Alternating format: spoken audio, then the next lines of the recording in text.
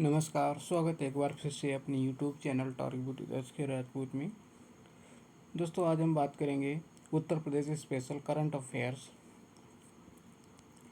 जो कि आने वाली एग्ज़ाम के लिए अति महत्वपूर्ण साबित होंगे, जैसे VDO exam, UPPET exam, PET, TET exam, super TET, C TET, RO, ARO, BEO सभी के लिए इम्पोर्टेंट होगा। तो चलिए देखते हैं।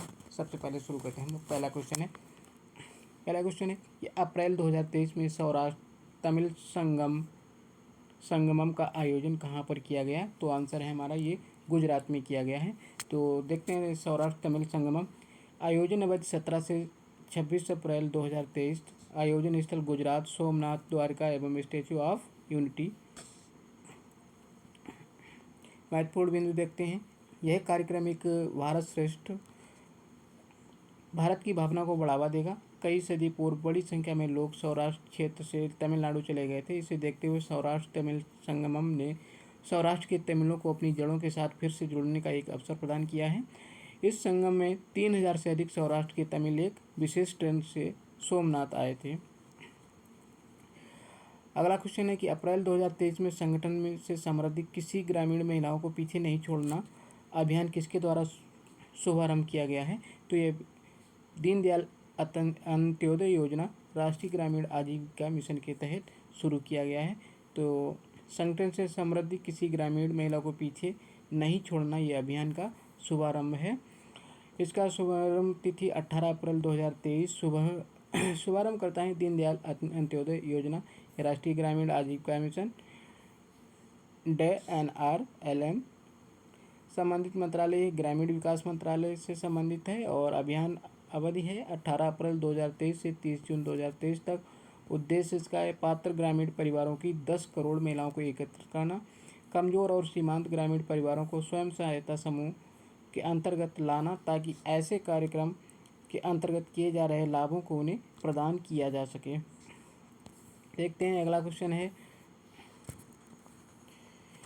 क्वेश्चन है कि अप्रैल 2023 में केंद्रीय गृह एवं सहकारिता मंत्री अमित शाह ने वाइब्रेंट विलेज प्रोग्राम का शुभारंभ किया। ये कहाँ पर किया है? तो ये किया है किबतू अरुणाचल प्रदेश में। देखते हैं वाइब्रेंट विलेज प्रोग्राम ये है क्या। इसका शुभारंभ हुआ था 10 अप्रैल 2023 में और शुभारंभ करता केंद्रीय गृह एवं सहकारिता मंत्री अमित शाह ने किया है। और शुभारंभ स्थल कहाँ है? ये किबतू अरुणाचल प्रदेश का सीमावर्ती गांव है। योजना अवधि 2022-23 से 2025-26 तक रहेगी। योजना परिव्यय यानी कि 4800 करोड़ रुपए खर्च होंगे इसमें। इसका लक्ष्य क्या है? इसका लक्ष्य ये है कि सीमावर्ती गांव में मूलभूत सुविधाओं को पहुंचाना, रोजगार की व्यवस्था करके वहां से पलायन रोकना, सीमावर्ती गांव में मूलभूत इंफ्रास्ट्रक्चर खड़ा करना। मुख्यमंत्री क्या कह रहे हैं कि इस योजना के तहत अरुणाचल प्रदेश, सिक्किम और उत्तराखंड, हिमाचल प्रदेश और केंद्र शासित प्रदेश लद्दाख में उत्तरी सीमा से सटे 19 जिलों के 46 ब्लॉकों के 2967 गाँवों का व्यापक विकास किया जाएगा। और इस योजना के पहले चरण में 11 जिलों के 28 ब्लॉक के 1451 गाँवों को शामिल किया गया है। अगला क्वेश्चन है कि अप्रैल 2022 में भारत निर्वाचन आयोग ने किस नए दल को राष्ट्रीय दल का दर्जा प्रदान किया है? तो ये नया दल बन गया है आम आदमी पार्टी। आम आदमी पार्टी 10 अप्रैल 2023 को दर्जा प्रदान किया गया है भारत निर्वाचन आयोग के द्वारा। और नया दल है जो आम आदमी पार्टी है। 6 अन्य पार्टियां कौन सी हैं जो 6 राष्ट्रीय पार्टियां बन गई हैं?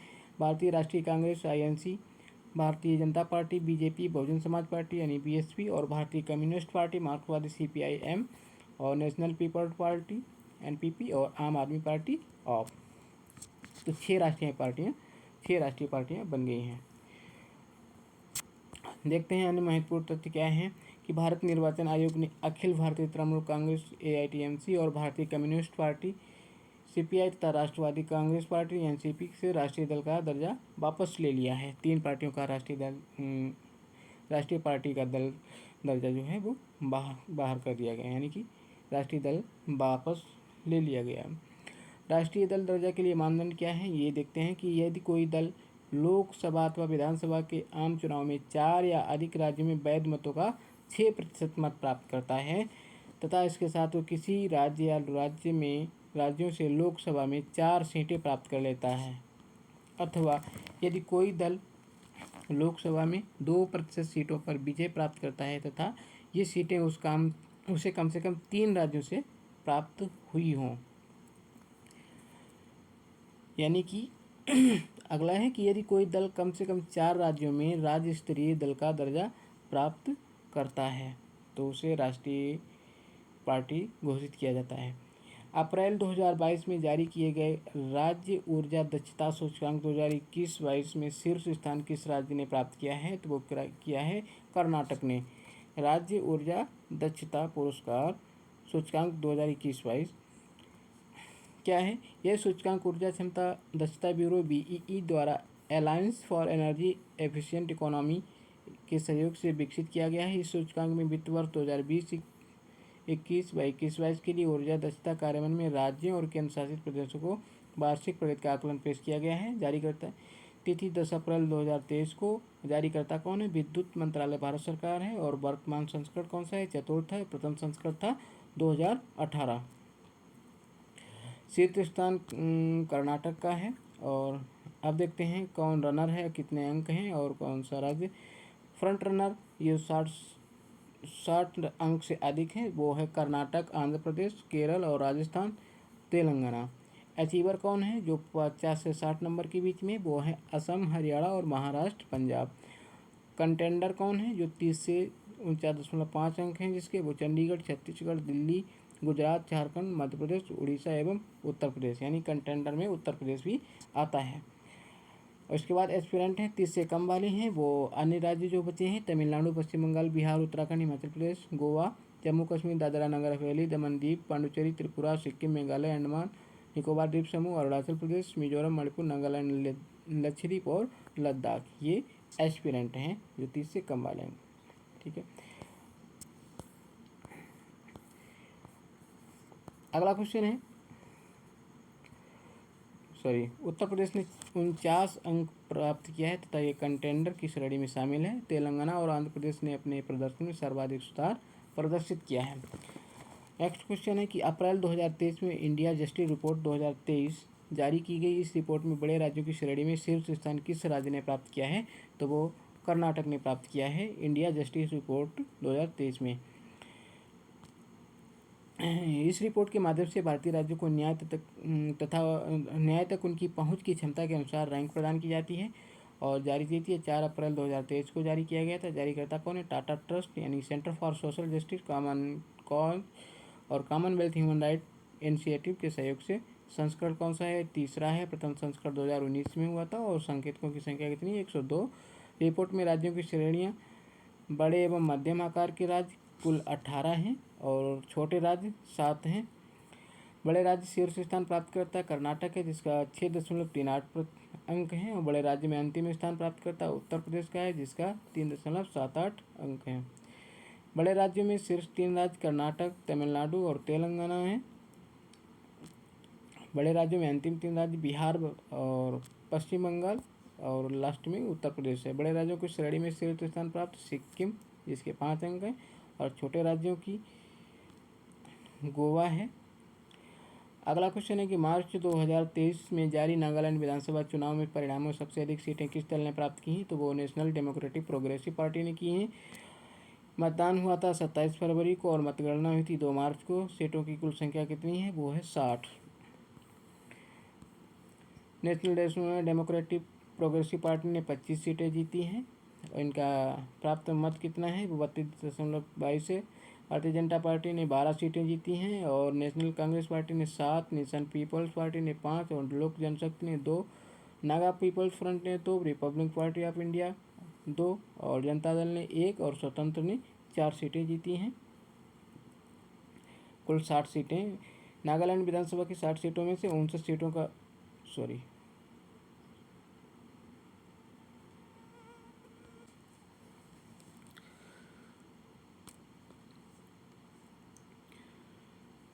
भारतीय जनता पार्टी अकलोटो विधानसभा क्षेत्र से निर्विरोध निर्वाचित हुई है और नेशनल डेमोक्रेटिक पार्टी NDP के हैकानी जखालू जो नागालैंड की पहली महिला विधायक के रूप में निर्वाचित हुई हैं। हैकानी जखालो। 7 मार्च 2023 को एनडीपीपी के नेता नेफ्यूरियो ने नागालैंड के मुख्यमंत्री के रूप में शपथ ग्रहण किया है। अगला क्वेश्चन है कि मार्च 2023 में मेघालय राज्य की विधानसभा चुनाव परिणाम जारी किए। इस चुनाव में सबसे अधिक सीटें किस दल को प्राप्त हुई? तो ये हुई थी नेशनल पीपल्स पार्टी को मेघालय में। देखते हैं मेघालय का मतदान हुआ था 27 फरवरी 2023। चुनाव परिणाम थे 2 मार्च को। सीटों की कुल संख्या यहाँ भी 60 ही है और सबसे ज़्यादा सीटें जीती हैं वो नेशनल पीपल्स पार्टी ने, जो सीटें जीती हैं वो 26 सीटें जीती हैं।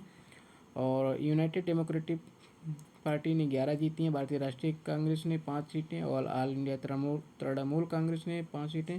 वॉइस ऑफ द पीपल्स ने 4 सीटें जीती हैं और भारतीय जनता पार्टी ने यहाँ पे सिर्फ 2 ही सीटें जीत पाई हैं।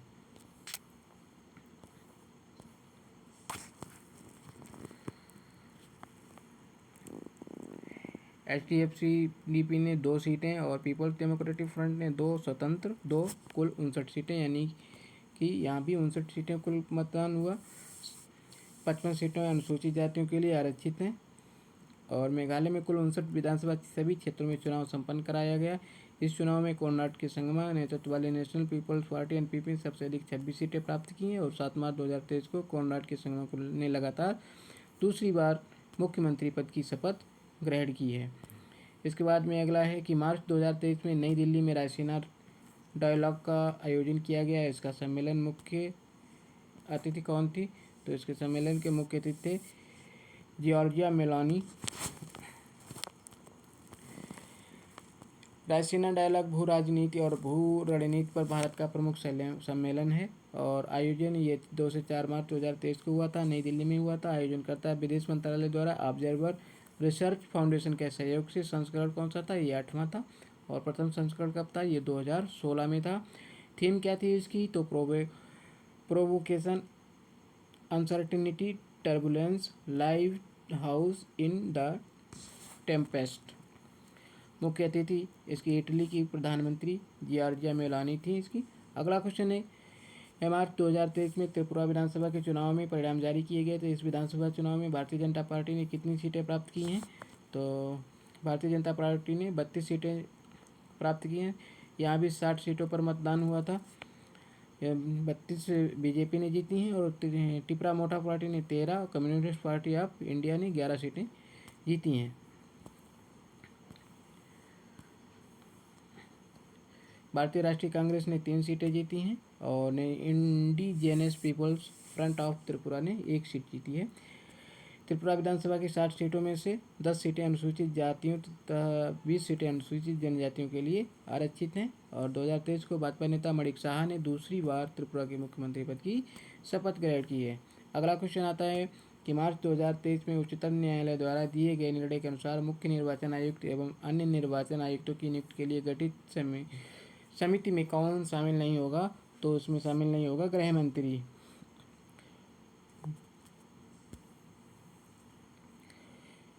मुख्य निर्वाचन आयुक्त एवं अन्य निर्वाचन आयुक्तों की नियुक्ति संविधान के अनुच्छेद 324 क्लास 2 के तहत की जाती है, परंतु इनके लिए नियुक्ति के लिए संविधान में कोई विशिष्ट प्रदायी प्रक्रिया वर्णित नहीं है। अभी तक इनकी नियुक्ति प्रधानमंत्री के नेतृत्व में मंत्रिपरिषद की सलाह पर राष्ट्रपति द्वारा की जाती रही है। निर्णय तिथि इसकी 2 मार्च 2023 को निर्णय किया है। मुख्य चुनाव आयुक्त एवं अन्य चुनाव आयुक्तों की नियुक्ति 3 सदस्यीय उच्च स्तरीय समिति की सिफारिश पर राष्ट्रपति द्वारा की जाएगी। समिति में शामिल कौन होगा? वो होंगे प्रधानमंत्री, लोकसभा के में विपक्ष के नेता और भारत के मुख्य न्यायाधीश होंगे। निर्णय दिया गया है 5 सदस्यीय पीठ के द्वारा। संविधान पीठ के अध्यक्ष न्यायमूर्ति KM जोसेफ और संविधान पीठ के सदस्य कौन हैं? वो न्यायमूर्ति अजय रस्तोगी, न्यायमूर्ति ऋषिकेश राय, अनिरुद्ध बोस और न्यायमूर्ति TC रवि कुमार। लोकसभा में विपक्ष का नेता उपलब्ध न होने पर सबसे अधिक जनप्रतिनिधियों वाले विपक्षी दल के नेता को इस समिति में शामिल किया जाएगा। संसद जब तक अनुच्छेद 324 क्लास 2 के तहत कोई विधि नहीं बना लेती तब तक इस निर्णय का पालन किया जाएगा। अगला क्वेश्चन है कि मार्च 2023 में प्रधानमंत्री नरेंद्र मोदी ने कहां पर विश्व के सबसे लंबे रेलवे प्लेटफार्म का उद्घाटन किया है? तो वो है हुबली धारवाड़ में उद्घाटन किया है। विश्व का सबसे लंबा प्लेटफार्म कर्नाटक राज्य में है। इसका उद्घाटन किया है 12 मार्च 2023 को। उद्घाटनकर्ता नरेंद्र मोदी ने किया है। हुबली धारवाड़ कर्नाटक प्लेटफार्म का नाम है सिद्धरूढ़ा स्वामी जी हुबली स्टेशन। इसकी लंबाई है 1507 मीटर।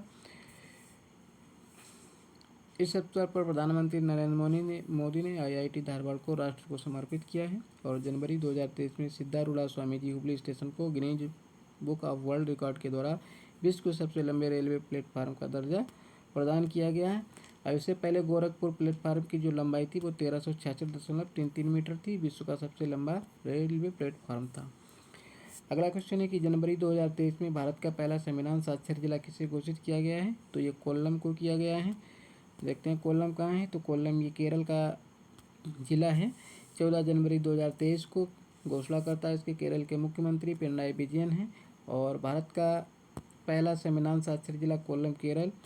तो यही कोल्लम ने ये उपलब्धि संविधान साक्षरता अभियान द सिटीजन 2022 के परिणाम स्वरूप प्राप्त की है। और द सिटीजन 2022 अभियान का उद्देश्य जिले को संवैधानिक रूप से साक्षर बनाना था।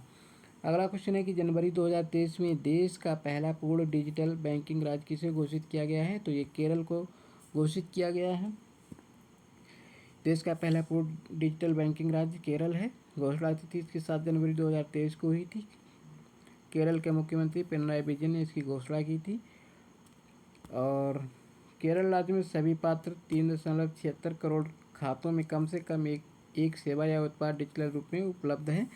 केरल द्वारा ये उपलब्ध भारतीय रिजर्व बैंक की डिजिटल भुगतान पारिस्थितिकी तंत्र का विस्तार और गहनता योजना के तहत हासिल की गई है।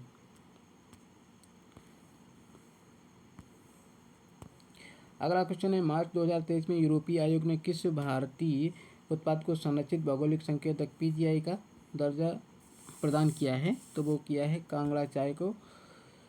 कांगड़ा चाय ये भारतीय उत्पाद को यूरोपीय आयोग की संरक्षित भौगोलिक संकेतक का दर्जा 22 मार्च 2023 को प्रदान किया गया। ये प्रदानकर्ता कौन है? यूरोपीय आयोग है।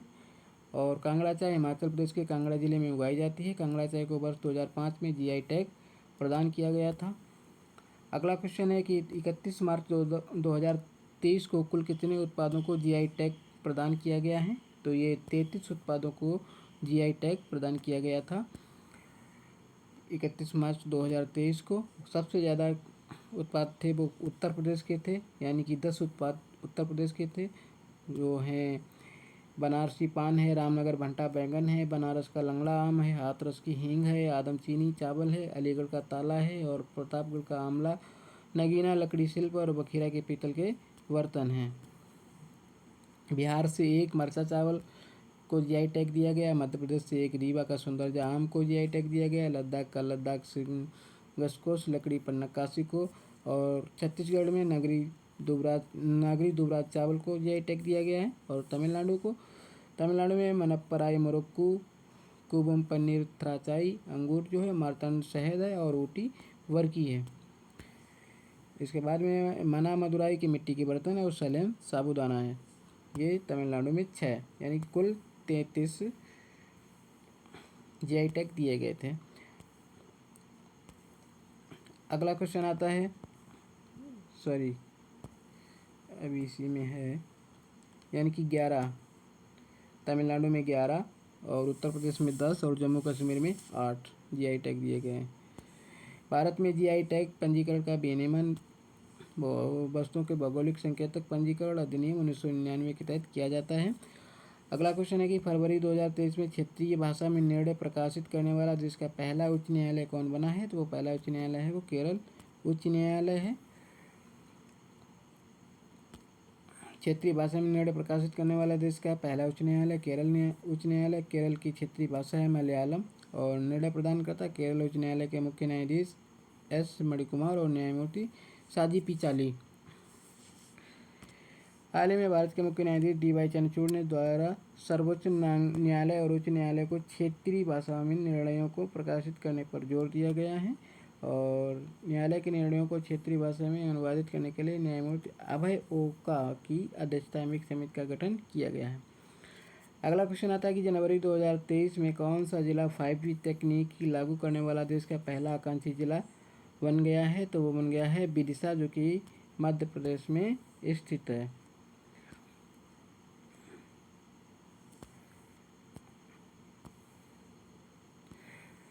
बिरसा में 5G तकनीक लागू किया गया स्टार्टअप सी डॉट के सहयोग से।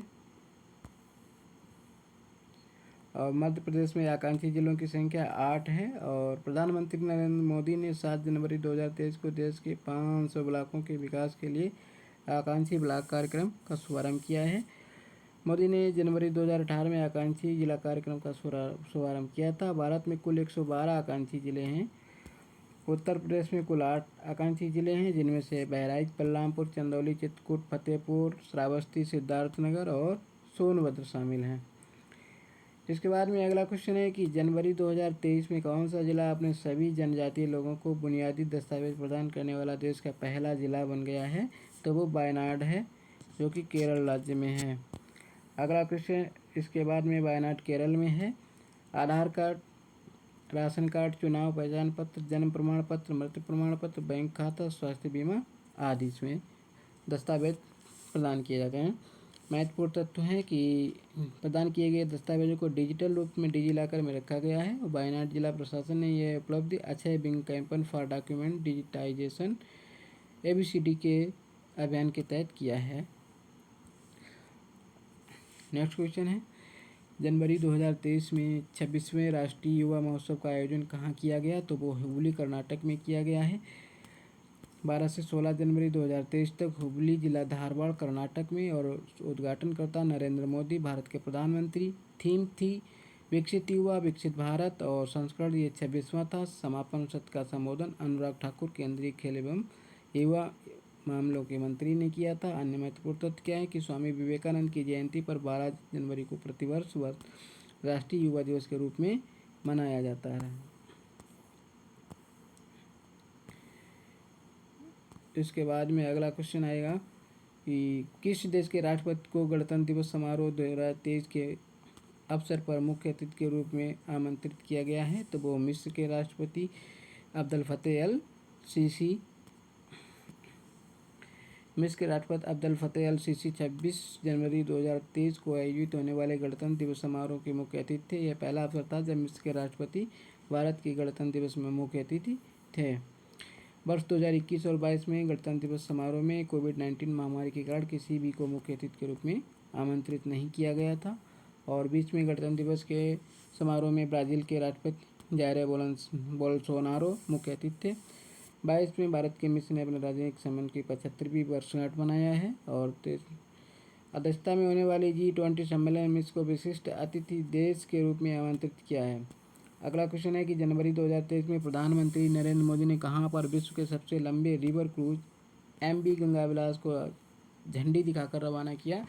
वो वाराणसी से। ऑप्शन है वाराणसी से, आंसर सही है मेरा। रवाना करता थे प्रधानमंत्री मोदी वीडियो कॉन्फ्रेंस के माध्यम से। और ये 13 जनवरी को इसकी यात्रा प्रारंभ हुई थी। यात्रा प्रारंभ कहाँ से हुई? तो वो बनारस से। और समाप्ति स्थल था बोगीबिल, डिब्रूगढ़, असम। 51 दिन की यात्रा थी ये। 1 मार्च 2023 तक यात्रा के दौरान तय की जाने वाली दूरी थी 3200 किलोमीटर से अधिक थी। और क्षमता 36 पर्यटकों की। 51 दिनों की यात्रा में भारत 5 राज्यों और बांग्लादेश के 27 रिवर सिस्टम से होकर असम के डिब्रूगढ़ पहुंच गया। और यात्रा के दौरान यह क्रूज 50 से अधिक पर्यटन स्थलों पर रुका, जिसमें विश्व विरासत स्थल भी शामिल हैं। MV गंगा विलास में सभी लग्जरी सुविधाओं के साथ 3 डेक 36 पर्यटकों की क्षमता वाले 28 स्वीट्स हैं। और इसकी पहली यात्रा में स्विट्जरलैंड के 32 पर्यटक शामिल थे। 13 जनवरी 2013 को प्रधानमंत्री ने वाराणसी में टेंट सिटी का भी उद्घाटन किया था।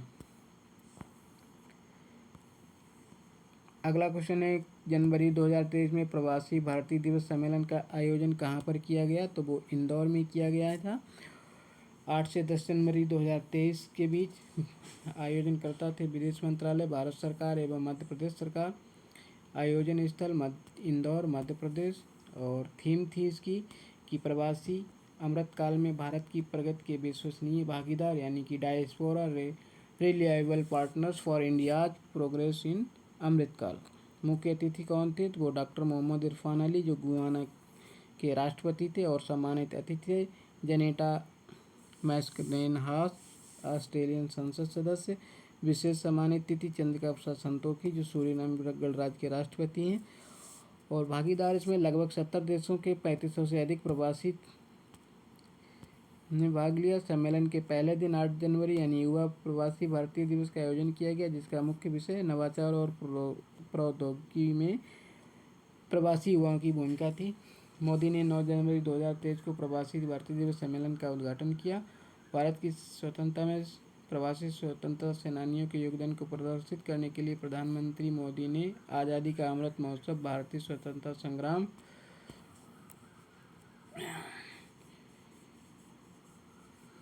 में प्रवासी भारतीयों का योगदान विषय पर डिजिटल प्रवासी भारतीय दिवस प्रदर्शनी का उद्घाटन किया। और इस अवसर पर स्मारक डाक टिकट सुरक्षित जाएँ प्रशिक्षित जाएँ जारी किया गया है। राष्ट्रपति द्रौपदी मुर्मू ने 10 जनवरी 2023 को 27 अप्रवासी भारतीयों को प्रवासी भारतीय सम्मान पुरस्कार 2023 से सम्मानित किया।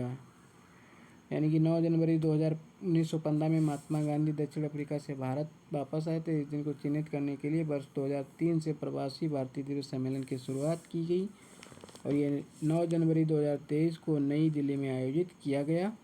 वर्ष 2015 में से एक संशोधित प्रारूप के तहत प्रवासी भारतीय दिवस सम्मेलन प्रति 2 वर्ष में एक बार आयोजित किया जाता है। अगला क्वेश्चन है कि जनवरी 2023 में केंद्रीय मंत्रिमंडल ने राष्ट्रीय हरित हाइड्रोजन मिशन यानी नेशनल ग्रीन हाइड्रोजन मिशन को मंजूरी प्रदान की। इससे संबंधित निम्न कथनों पर विचार कीजिए।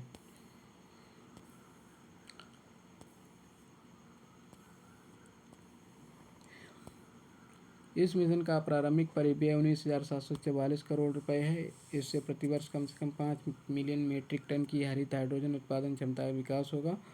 इससे ग्रीन हाउस गैस उत्सर्जन में प्रतिवर्ष लगभग 50 मिलियन मीट्रिक टन की कटौती की संभावना है। राष्ट्रीय हरित हाइड्रोजन मिशन के संदर्भ में कौन सा विकल्प सही है? तो ये विकल्प डी यानी कि सभी कथन सही हैं। मंजूरी प्रदानकर्ता कौन है? केंद्रीय मंत्रिमंडल है। प्रारंभिक परिव्यय कितना? 19,744 करोड़ रुपए। उद्देश्य क्या है कि भारत को हरित हाइड्रोजन और इसके सहायक उत्पादों के उत्पादन, उपयोग और निर्यात के लिए एक वैश्विक हब बनाना है। मिशन के संभावित परिणाम 2030 तक लगभग 125 गीगावाट की संबद्ध अक्षय ऊर्जा और क्षमता वृद्धि एवं प्रतिवर्ष कम से कम 5 मिलियन मीट्रिक टन की हरित हाइड्रोजन उत्पादन का विकास। ग्रीन हाउस गैस उत्सर्जन में 50 मिलियन मीट्रिक टन की कमी आएगी और 8 लाख करोड़ रुपये से अधिक का निवेश होगा। 6 लाख से अधिक रोजगार का सृजन होगा और 1 लाख करोड़ रुपये से अधिक मूल्य के जीवाश्म ईंधन के आयात में भी कमी आएगी। हरित हाइड्रोजन संक्रमण कार्यक्रम के लिए रणनीतिक हस्तक्षेप। इसके अंतर्गत 2 वित्तीय प्रोत्साहन तंत्र बनाए गए, इलेक्ट्रोलाइजर का घरेलू विनिर्माण और हरित हाइड्रोजन का उत्पादन। Strategic hydrogen innovation partnership. इसके तहत अनुसंधान विकास के लिए सार्वजनिक निजी भागीदारी की सुविधा प्रदान की जाएगी और ग्रीन हाइड्रोजन हब बड़े पैमाने पर उत्पादन और हाइड्रोजन के उपयोग में सभी क्षेत्रों की पहचान की जाएगी और उन्हें ग्रीन हाइड्रोजन हब के रूप में विकसित करा जाएगा। नीतिगत ढांचा यानी कि हरित हाइड्रोजन इकोसिस्टम की स्थापना करने के लिए एक सक्षम नीतिगत ढांचा विकसित किया जाएगा। मिशन के तहत एक समन्वित कौशल विकास कार्यक्रम चलाया जाएगा। अगला एक मजबूत मानक और विनिमय ढांचा का विकास किया जाएगा। यह मिशन अंतिम उपयोगों क्षेत्रों में उत्पादन पायलट योजना का समर्थन करेगा। नवीन एवं नवीकरणीय ऊर्जा मंत्रालय संबंधित घटकों के लिए योजना दिशा निर्देश तैयार करेगा। अगला क्वेश्चन है कि जनवरी 2023 में अखिल भारतीय पीठासीन अधिकारियों को 83वां सम्मेलन कहाँ आयोजित किया गया? तो आयोजित किया गया है जयपुर में। देखते हैं जयपुर आयोजन स्थल जयपुर राजस्थान। उपराष्ट्रपति जगदीप धनखड़ और इस सम्मेलन में लोकसभा अध्यक्ष ओम बिरला, राज्यसभा के उपसभापति हरिवंश समेत कई विधानसभाओं के अध्यक्षों और उपाध्यक्षों ने भाग लिया। समापन सत्र के मुख्य अतिथि राजस्थान के राज्यपाल कलराज मिश्र जी थे। विशेष क्या? पीठासीन अधिकारियों का पहला सम्मेलन वर्ष 1921 में शिमला में आयोजित किया गया था। अगला है क्वेश्चन कि जनवरी 2023 में जल पर राज्य मंत्रियों के पहले अखिल भारतीय वार्षिक सम्मेलन वाटर विजन 2047 कहाँ आयोजित किया गया? तो ये भोपाल में आयोजित किया गया वाटर विजन 2047।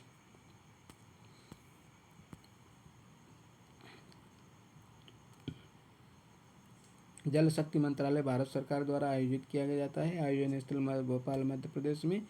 और उद्देश्य क्या है? अगले 25 वर्षों के लिए वाटर विजन पर चर्चा विमर्श करना है।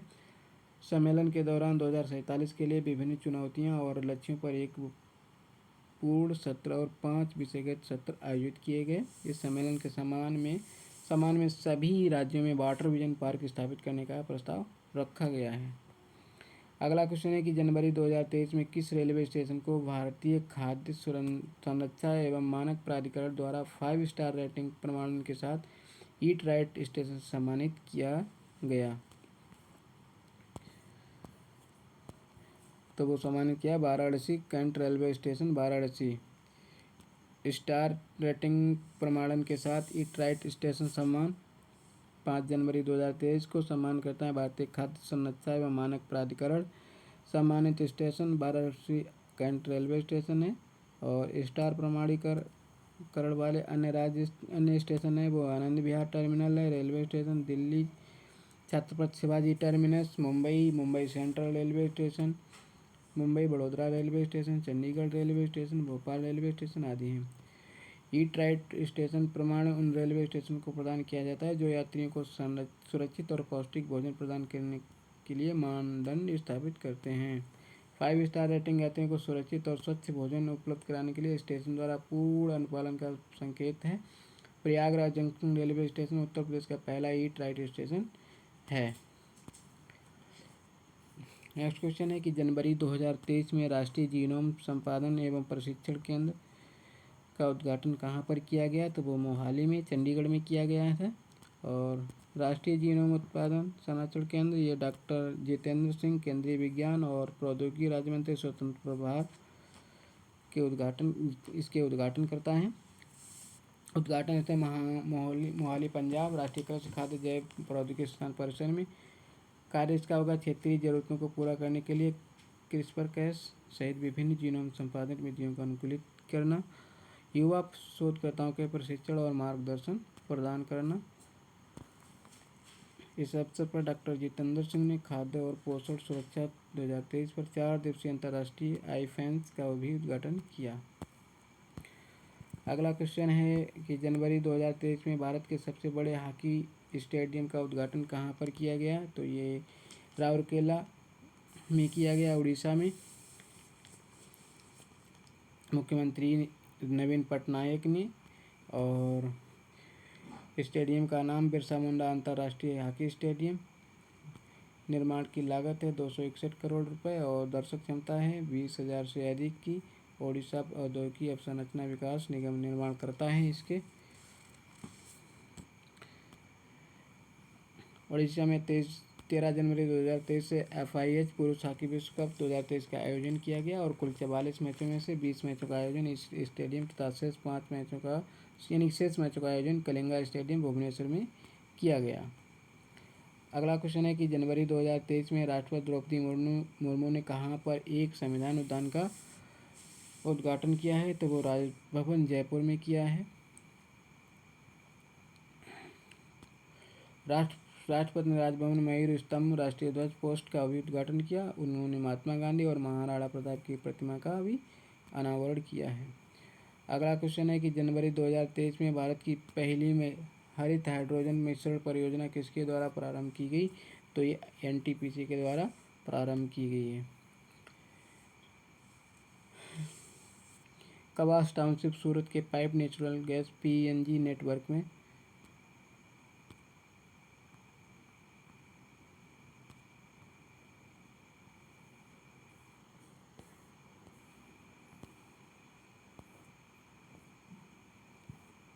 इस परियोजना NTPC और गुजरात गैस लिमिटेड का संयुक्त प्रयास है। इस परियोजना की आधारशिला 30 जुलाई 2022 को प्रधानमंत्री नरेंद्र मोदी द्वारा रखी गई थी। इस माध्यम से सूरत के कवास टाउनशिप के घरों को हाइड्रोजन मिश्रित प्राकृतिक गैस की आपूर्ति की जाएगी। और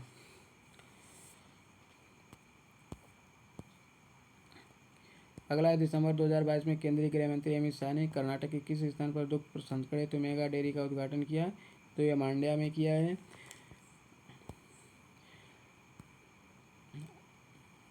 परियोजना की लागत 260 करोड़ रुपए है और दूध प्रोसेसिंग क्षमता है 10 लाख रुपए लीटर प्रतिदिन, बाद में बढ़ाकर 14 लाख लीटर प्रतिदिन करना है। सरकार की योजना 3 वर्ष में देश की हर पंचायत में प्राथमिक डेयरी स्थापित करने की है। अगला क्वेश्चन है कि दिसंबर 2022 में प्रधानमंत्री नरेंद्र मोदी ने वीडियो कॉन्फ्रेंसिंग के माध्यम से वंदे भारत एक्सप्रेस को हरी झंडी दिखाकर रवाना किया है, जोड़ेगी। तो ये हावड़ा को न्यू जलपाईगुड़ी से जोड़ेगी। अगला क्वेश्चन है यानी कि प्रधानमंत्री मोदी ने इसका वर्चुअली उद्घाटन किया था।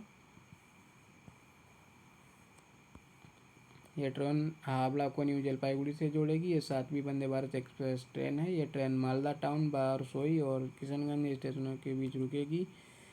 इस अवसर पर मोदी ने कोलकाता मेट्रो के पर्पल लाइन के जोको तारातला खंड का भी उद्घाटन किया है। पहले वंदे भारत ट्रेन 15 फरवरी 2019 को हरी झंडी दिखाकर रवाना की गई। यह नई दिल्ली को वाराणसी से जोड़ती कानपुर प्रयागराज से होते हुए। अगला क्वेश्चन है दिसंबर 2022 में राष्ट्रीय गंगा परिषद की कौन सी बैठक आयोजित की गई? तो ये द्वितीय बैठक थी। आयोजन स्थल कोलकाता, पश्चिम बंगाल और अध्यक्षता की थी मोदी जी ने। वर्चुअली बैठक में भाग लिया पश्चिम बंगाल के मुख्यमंत्री ममता बनर्जी ने, उत्तर प्रदेश के मुख्यमंत्री योगी आदित्यनाथ, उत्तराखंड के मुख्यमंत्री पुष्कर सिंह धामी और बिहार के उप मुख्यमंत्री तेजस्वी यादव, केंद्रीय जल शक्ति मंत्री गजेंद्र सिंह शेखावत के साथ संबंधित विभागों के केंद्रीय मंत्री और राष्ट्रीय गंगा परिषद के सदस्य थे। राष्ट्रीय गंगा परिषद एनजीसी वर्ष 2016 में इसका गठन हुआ था।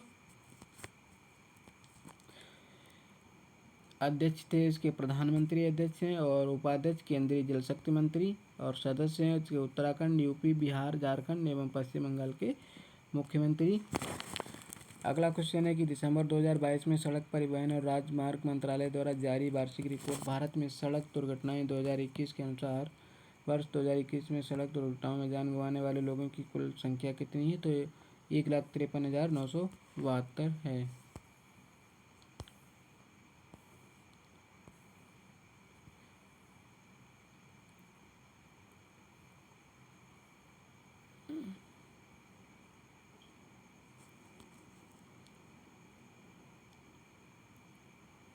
वर्ष 2021 में सड़क दुर्घटना में वृद्धि 12.6% की हुई है।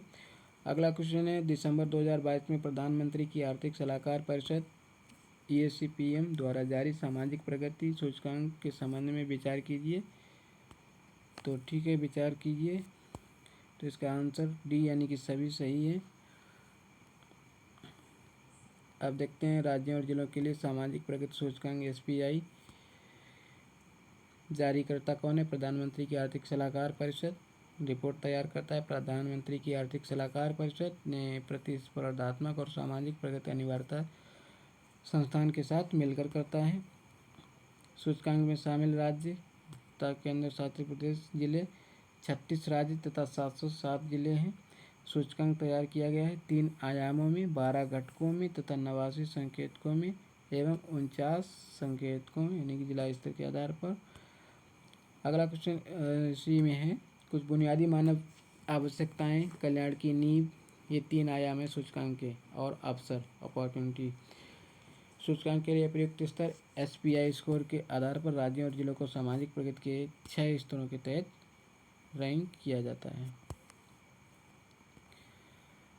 पांडिचेरी की रैंक नंबर कितना है? SPI स्कोर 65.99, लक्षद्वीप का 65.89, इस तरह से केरल का 62.05 है। और उच्च सामाजिक प्रगति केंद्र शासित प्रदेश SPI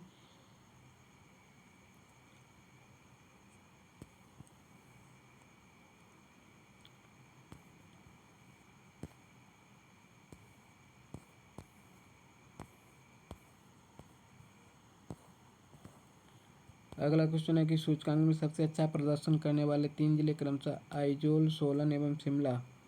दिसंबर 2022 में 9वीं विश्व आयुर्वेद कांग्रेस और आरोग्य एक्सपो 2022 का आयोजन कहाँ किया गया? तो ये किया गया है पणजी में, जो कि गोवा की राजधानी है।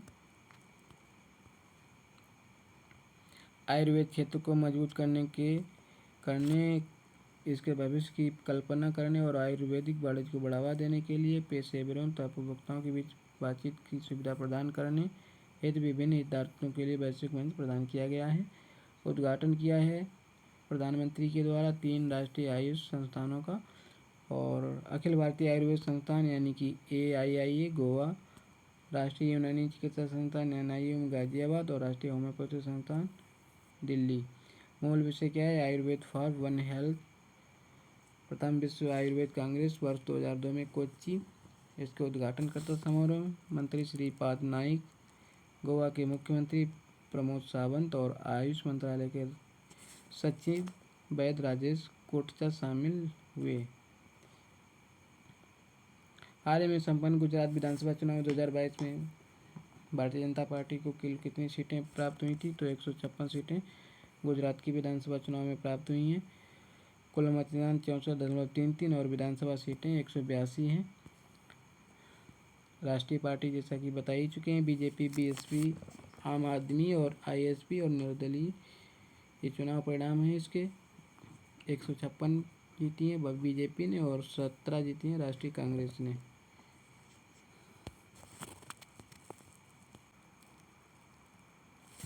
अगला क्वेश्चन है, दिसंबर 2022 में किस राज्य के गमछा को भौगोलिक संकेत यानी GI टैग प्रदान किया गया है? तो ये असमिया गमछा यानी कि असम के गमछा को GI टैग प्रदान किया गया है।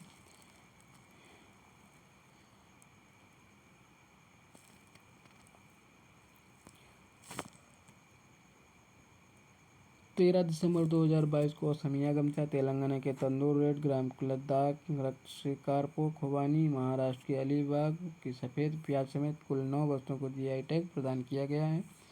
GI टैग क्या है? तो GI टैग एक संकेत भौगोलिक क्षेत्र में उत्पादित होने वाले किसी विशिष्ट प्राथमिक कृषि उत्पाद, प्राकृतिक या विनिर्मित उत्पाद, हस्तशिल्प या औद्योगिक वस्तुओं को प्रदान किया जाता है। GI टैग वस्तुओं का भौगोलिक प्रदर्शन रजिस्ट्रीकरण संरक्षण अधिनियम 1999 के तहत वाणिज्य एवं उद्योग मंत्रालय के उद्योग संवर्धन और आंतरिक व्यापार विभाग DPIIT द्वारा प्रदान किया जाता है। अगला क्वेश्चन है, दिसंबर 2022 में अरुणाचल प्रदेश के किस जिले में भारत और चीन के सैनिकों के बीच हिंसक झड़प हुई थी? तो ये तवांग सेक्टर अरुणाचल प्रदेश। किसके मध्य? भारत तथा चीन के सैनिकों के मध्य। यह घटना अरुणाचल प्रदेश के सबसे पश्चिमी जिले तवांग के वास्तविक नियंत्रण यानी LAC के समीप हुई, जिसमें दोनों पक्षों के कई सैनिक घायल हुए।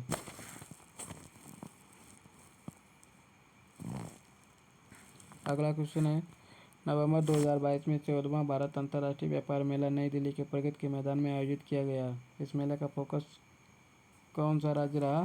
तो वो रहा उत्तर प्रदेश तथा केरल राज्य।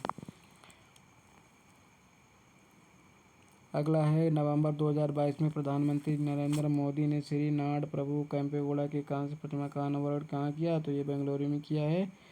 श्री नाड प्रभु केम्पेगौड़ा अनावरणकर्ता इसके प्रधानमंत्री नरेंद्र मोदी हैं। प्रतिमा स्थल है बेंगलोर में और स्थापित प्रतिमा का नाम है स्टैच्यू ऑफ प्रॉस्पेरिटी।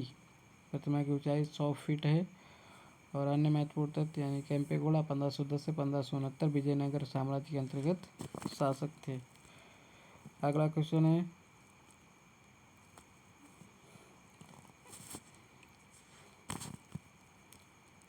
नवंबर 2022 में जारी गतिशील भूजल संसाधन के अनुसार निम्नलिखित कथनों पर विचार कीजिए। देश का कुल वार्षिक भूजल निकासी कुल वार्षिक भूजल पुनर्भरण से अधिक है। देश में भूजल विकास वर्ष 2004 के बाद सबसे कम है। उपयुक्त कथनों में कौन सा सही है? यानी केवल 2 सही है।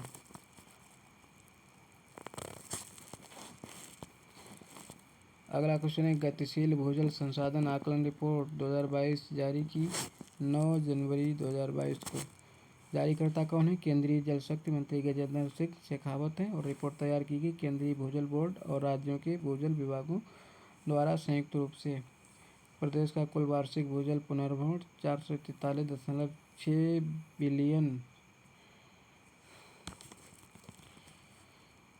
अगला क्वेश्चन है कि हाल ही में काशी तमिल संगमम का आयोजन कहाँ किया गया, तो अभी पढ़ चुके हैं जैसा कि हम लोग, बनारस हिंदू विश्वविद्यालय वाराणसी में।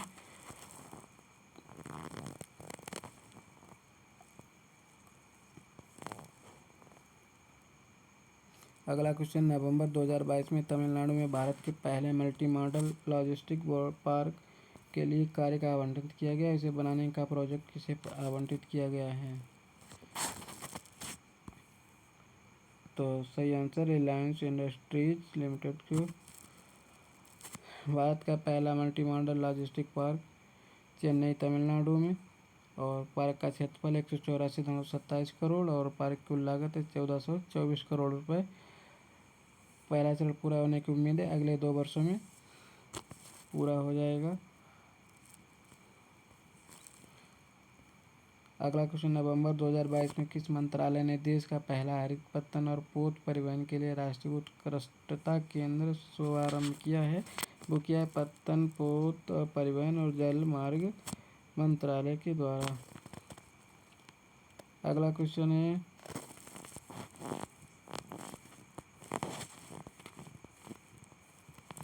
नवंबर 2022 में 18वें अंतर्राष्ट्रीय टेलीमेडिसिन सम्मेलन का आयोजन कहाँ किया गया, तो ये कोच्चि केरल में किया गया था।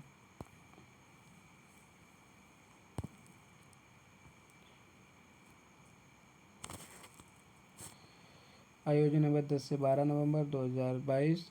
आयोजन होता है अमृता अस्पताल कोच्चि केरल में। आयोजक है टेलीमेडिसिन सोसाइटी ऑफ इंडिया तथा केरल के सहयोग से। संस्करण कौन सा है, तो ये 18वां है। थीम इसकी है strengthening health system through sustainable telemedicine and digital health. मुख्य उद्देश्य इसका है कि स्वास्थ्य नियामकों, स्वास्थ्य वित्त पोषण प्राधिकरणों, सेवा प्रदाताओं और अंतर्राष्ट्रीय विशेषज्ञों को शामिल करते हुए प्लेटफॉर्म बनाना है। अगला क्वेश्चन है कि नवंबर 2022 में PM Gatishakti multi model water based summit 2022 का आयोजन कहाँ किया गया, तो ये वाराणसी में किया गया है। अगला क्वेश्चन है कि अक्टूबर 2022 में स्वच्छ भारत 2022 के अंतर्गत पूरे भारत के लिए मेगा स्वच्छता अभियान का शुभारंभ कहाँ पर किया गया है, तो ये किया गया है चांदनी चौक नई दिल्ली में।